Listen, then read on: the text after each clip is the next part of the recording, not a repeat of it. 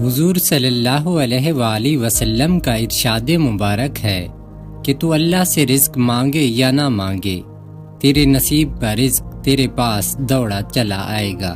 حضور صلی اللہ علیہ وآلہ وسلم کا یہ ارشاد مبارک جب ایک زاہد و عابد شخص نے سنا تو اس نے سوچا کہ اس ارشاد اقدس کو آزمایا جائے۔ وہ اپنا گھر بار چھوڑ کر ایک سنسان بیابان میں چلا گیا جہاں نہ پانی تھا اور نہ ہی کچھ کھانے کو تھا۔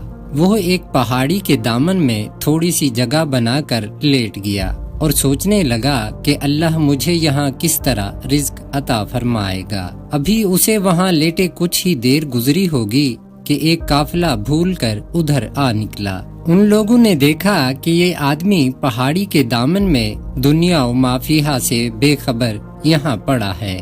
انہیں بہت حیرانی ہوئی کہ اس شخص کو کسی جانور کا خوف بھی نہیں ہے، معلوم نہیں زندہ بھی ہے کہ نہیں۔ قافلے میں سے ایک آدمی نے قریب آ کر اسے ہلایا جلایا مگر وہ جان بوجھ کر نہ اٹھا، بلکہ ہلکی سی جنبش بھی نہ کی۔ اس کی یہ حالت دیکھ کر قافلے والوں کو اس پر بہت ترس آیا۔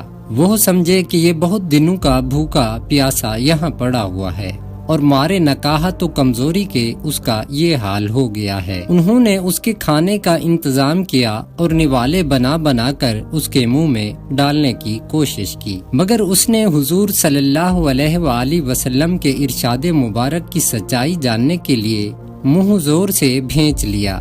قافلے والے اسے کھانا کھلانے کی ناکام کوشش کرتے رہے۔ وہ سمجھے کہ یہ بھوک کی وجہ سے موت کے منہ میں جا رہا ہے، اگر کچھ نہ کیا گیا تو یہ مر جائے گا۔ قافلے میں ایک عقل مند شخص بھی تھا۔ اس نے لوگوں کو مشورہ دیا کہ چھری کی مدد سے منہ کھول کر نوالے منہ میں ڈالے جائیں۔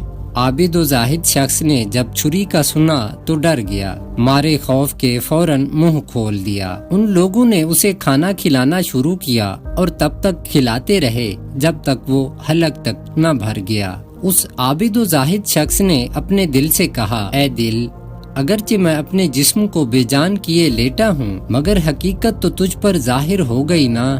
دل نے جواب دیا، ہاں، میں نے فقط یہ آزمائش اس لیے کرائی کہ تو کبھی توکل سے منہ نہ موڑے۔ یاد رکھنا، لالچ و ہوس تو بالکل گدھا پن ہے۔ اس کے بعد اس شخص نے توبہ کر لی اور مان گیا کہ ہر کسی کو اپنے اپنے نصیب کا رزق مل کر رہتا ہے۔ ناظرین و سامعین، دانے دانے پہ لکھا ہے کھانے والے کا نام۔